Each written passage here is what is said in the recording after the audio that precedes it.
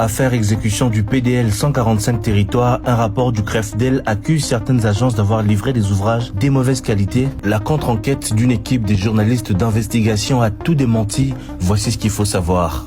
Alors l'enquête sous forme de reportage a été menée dans 3 provinces, Congo central, Kwango et Kwilu, pour vérifier l'état de l'exécution du programme. Il en ressort que 86% des ouvrages prévus sont déjà livrés, les écoles sont ouvertes et accueillent des élèves, les centres de santé sont opérationnels et reçoivent des patients et les bâtiments administratifs publics sont déjà occupés. À noter que malgré les intempéries et les routes impraticables, la CFF a réussi à livrer des bâtiments meublés, équipés et alimentés par énergie solaire, une première dans ces zones rurales depuis l'indépendance. Par ailleurs, la même contre-enquête reproche au CREFDEL de n'avoir visité que 11 ouvrages sur les 600 prévus et d'avoir publié un rapport sans consulter les agences d'exécution et surtout fonder ses conclusions hâtivement sur des données incomplètes. La CFF affirme détenir des preuves et se dit prête à les présenter en toute transparence. Selon elle, le rapport du Centre de recherche en finances publiques serait une campagne de déstabilisation et de diabolisation. Les faits sur terrain prouve le contraire, le programme avance très bien et les populations locales